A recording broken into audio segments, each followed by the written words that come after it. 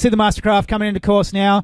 And we're looking for the double cut. There we go. Look, I'm an expert now. Ryan's coming in on the double cut on the driver's side of the Mastercraft, and he's heading into the ramp. Flat out. There he goes, up and over. That's a good-looking jump, I'm thinking. Like, still trying to estimate the distance. Well done, Ryan Green. Good opening jump. Good flight. I'd say Gavin McMillan would be in the Ayers chill-out lounge, wouldn't he? He would be hanging out with Chelsea, just signing some autographs and just basically chilling out with his Ayers sunnies on his face. Yes, well, Ryan Green, it'd be interesting to get a distance, and Des has stolen our radio. Bit of inside goss. Into the ground, but instead he's going to try and use his skis to deflect it from his face and go soaring through the air. Well, that's what I can figure anyway. That's kind of my take on it. I hope it's correct analogy of what's going on out there. Yeah, well, I'd be interested to get that first distance of Ryan, so we might have to play a bit of catch-up. It looked good. He did look really good in the air, didn't he? Yep, so he got the speed, so he started relatively late, generated plenty of speed, pushed hard into the bottom of the ramp, but he got the good extension, and you see him just flying through the air. Is a later cut better? Well, later generates more speed. Right, the later you go, as long as you get on the ramp, the more speed you generate. There we go. Okay, Ryan coming into the course right now. I'm going to hand it over to Rob for this one. Okay, so he turns. So let's see if he can increase. Pushes, gets that angle into the bottom. Let's see if he can boot this one. Pretty good lift as well, but I don't know if it's quite as far as jump number one. But we don't have a distance on the first, so we're going to move shortly to Felipe Miranda from Chile. And we'll have to just wait a few moments to get those distances through for Ryan Green from Australia. Make sure that you give him a cheer, give him a clap, let them know how they're doing, because most of the athletes here, they love it. They love hearing the crowd go wild. So, and like we're saying, these guys are jumping, 40 meters plus through the air at 100 k's an hour, and that's it's pretty impressive no matter how you cut it. I'd like to see the jet ski go over at 100 k's an hour.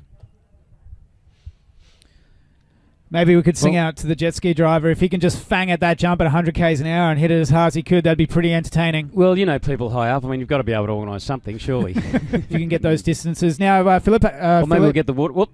Sorry, jumper on the water. Caught us by surprise. So, because actually, we are trying to pay attention, but the skiers are a little bit out of our sight, so if we don't pick them up on our monitor, we don't actually know they're coming on course until the jumper nearly goes up and over that ramp. Unless, Chris, we call the police and get Des arrested for stealing our radio. Well, I don't know. Maybe we could use the police to actually clock these guys and the speeds that they're doing through the air, and maybe we could issue some infringement notices to them. Yeah, well, there's a thought. No, actually, that was a pretty silly thought, wasn't it? Anyway, yep. I don't Bit of know. an attempt at humour, though. So, anyway... No, it was horrible. It was shocking. Felipe Miranda. I must have had a 15-minute power nap on that one. I completely blacked out. So, Felipe heads back down to the... what I'm calling the ocean end. Look, I'm going to say it was a good-looking jump, but my guts tell me it wasn't far enough. No, I'm with you.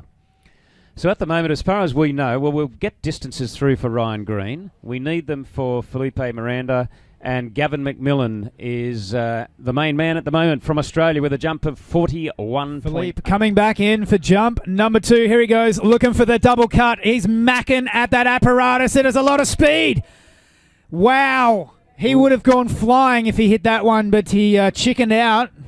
I reckon he had a heap of speed. He just wasn't comfortable, though. Everything wasn't 100% correct. And really, you've got to play it safe because jumping's such a dynamic event. You're going to have some very nasty crashes. So decided to let that one go, probably wisely. But we wish he had have taken it. Yeah, look, to be honest, that was fast. He was macking into that. I really wanted to see him hit that. He was absolutely flying. So it looked like the perfect setup to us. But obviously, Felipe just not happy with that one. It's a whole different kettle of fish when you're the one that's actually doing it. And we've got our next rider taking to the water. Is this Igor Morozov? Oh, can you say that? I can. Igor Morozov from Russia. Morozov. That's it. Is that okay? You got it. Igor Morozov. Yep. That's it. From Russia, and I don't know a lot about Igor, except he did come to the Moomba Masters last year. Obviously competed once again this year. It was only last weekend. So he's a jumper with some pretty good credentials. Not having his bio in front of me, which you might be able to flick through Des's thing if you wanted to try and see what Des has got it in alphabetical order, and he's obviously, it's all... Gosh, that kid is very organised. Yeah, he's certainly all over everything. Let's hope he does a lot better for the Russian name. Unfortunately, a very sad finish to Nikita, the Russian wakeboarder who had a very sad exit for disqualification out of the wakeboarding event. So hopefully we see something a lot bigger. Okay, let's see what Igor can do. So he's eyeing off the ramp. He's starting his approach fairly narrow, but he's going to have plenty. Well, I was going to say he's going to have plenty of speed, but a lot of times the guys, it seems this afternoon, when they get that speed, they're just not happy to take the ramp. So whether they're a few rollers before the ramp are just spooking them out a little bit, and they're not going up and over that ramp like we want to see them do. Well, what's the worst that could happen? Really? Lots of things, but but let's say, what's the worst that could happen? Like you have a swim. Yeah, exactly. I mean, it's not that hard. You're wearing protective headgear and you've got a large wetsuit, life jacket on. I mean, what could go wrong at 100 kilometres an hour through the air? Yeah, I mean, the worst that could happen is you could be sort of catapulted out the front of your skis. It's just in jumping, it's called going out the front, and you fly prone through the air at that 100 kilometres an hour, and then at the end of that sort of 40 or 50 metres, you hit the water with quite a thud, and you're uncomfortable for like quite a number of days. That's the worst. Yeah, that's the worst that could happen. Yeah. Obviously, it is quite a dangerous event, so it has to be treated with respect. We have had some serious injuries over the years, some very serious. So obviously, it has to be treated with respect. But we're up here sitting in commentary, so we don't have to treat it with respect. I've just found a few list of achievements that this young gentleman, Igor, has actually been 2011 national jump champion in Russia and also the national jump record holder. 2010 World Cup career jump as well, came in second place there. So this kid's got some skills. He's definitely up there on the leaderboard, and he's got a national jump record and a national jump champion for 2011. So I think he's going to try and make it a big 2012. Yeah, without a doubt. So he means business now, pulls out to the side. Look at the speed at which they're driving out there, just flat neck, and you can see the skis bouncing around. It is a little bit rougher on that side. Let's see, hope he can take this one. And Igor sits back a little on his skis, and that's going to cost him some distance. He's got to try and ride it out, and he does. Well, he had to fight tooth and nail to ride that one out, but just sat back a little on his skis, was on his heels coming off the ramp, and that will cost him some distance. And but still, we still have Gavin McMillan at 41.8, but we're just not getting we're not getting those distances through on the radio. Yeah. So let me just ask, what's going on when they sit back on their skis when they land? Is that just because they're going at such breakneck speed from such a height that they need to try and brace for the impact, or is that like a technique? Yes, some of the skiers have cleaner landings, but generally it just might depend on your airform or just how you're sort of going through the air. When you land, there's quite a bit of impact, so you might be forced to sit back, and sometimes more so than others. And then it's just a matter of regaining your composure and skiing. Very experienced skier is Mark Lane. So 2011 World Cup in Linyi in China. So he's a regular competitor. He's 8-time US national jump champion. Now I'll assume that some of that might have been in age groups when he was a youngster coming up. But he's a past winner of the London Night Jump Championships, a Moomba Night Jump champion. So this guy is someone who really has a great history and a great pedigree in the sport of water ski jumping. Well, I expect to see some great things, especially from someone who does night jump at Moomba on the Yarra River. That is an explosive situation down there, and the crowd go wild for it. So it's going to be pretty fun to see this kid hit the water and the ramp and fly through the air as well. Yeah, well, I guess we've sort of discussed the dangers of jump and the difficulties and the speeds and all that sort of thing. Throw that into the dark, albeit with lighting, and it just adds another dimension to it. So the Moomba Night Jump is a very exciting event. There's actually a Perth Night Jump next weekend, so night jumping very spectacular. People can make a night of it, plenty of entertainment, and get to see some spectacular stuff. Well, here we go. Coming in from the north end of the course, Mark is getting set up for that double cut, and he is looking like a man on a mission. You can see the skis bouncing around. Here he goes with that cut across the Mastercraft wake into the jump ramp. Oh, not happy. And around it. Well, not comfortable. So just looking at pictures, Christian, you could see how low he was, and that's where they extend from that low position, and that helps to get them some extra flight through the air. So something we were discussing a little bit earlier. Good example of it there from Mark Lane.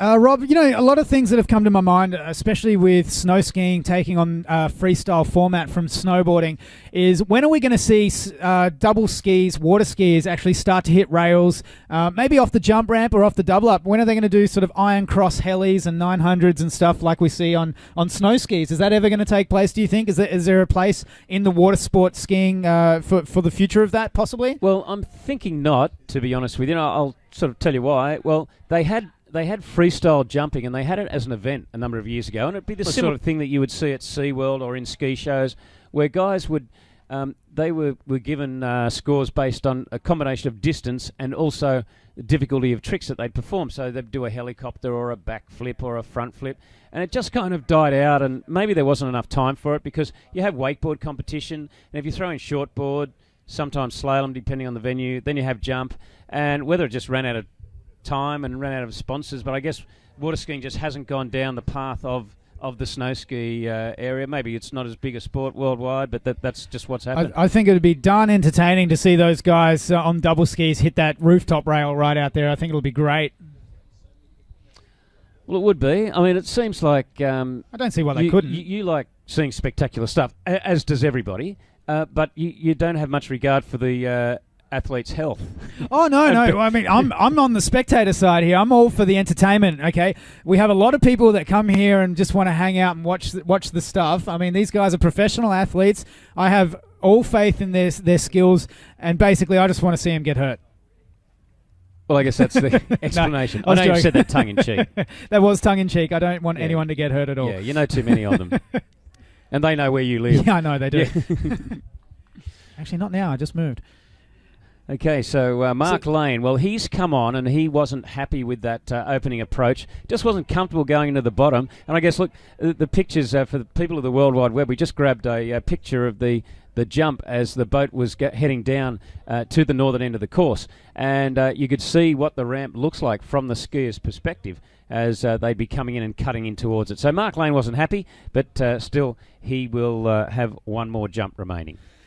And for the next 10 minutes as well, we've got an athlete signing. So if you guys want some autographs from some of the skiers, the wakeboarders, the shortboarders, and the jumpers, then get down to the Airs Chill Out Zone, okay? That's just right of the commentary box in the athlete area. It's on the water, the Airs Chill Out Zone, and you can meet some of the athletes, and they're going to be just hanging around there for the next 10 minutes, giving out autographs, and happy to chat to anyone who's going to come down. They'd be chilling out. I would dare say. I dare say they would be chilling out. I mean, that's what we're doing. We're watching these guys on the water. But here comes Mark Lane. Well, let's hope he takes this one. Mark Lane edges in Owen once again. Get on it. Oh, we're here to see some jumping. I came into this commentary position whilst Des was out doing roving reporting, and I was pretty excited to see some jumping. And I've only seen... Well, you know what? Gavin was pretty impressive. Joel, he was okay. He's up there. Adam, I could have seen a little bit better. And Mark, I mean, you're really letting the team down here. I was pretty pumped to see. That was a monster cut, that one. That last one was actually a pretty big cut. Yeah. But that was his second miss. So, unfortunately... Bucket loads of speed out. Yeah, too. But lots.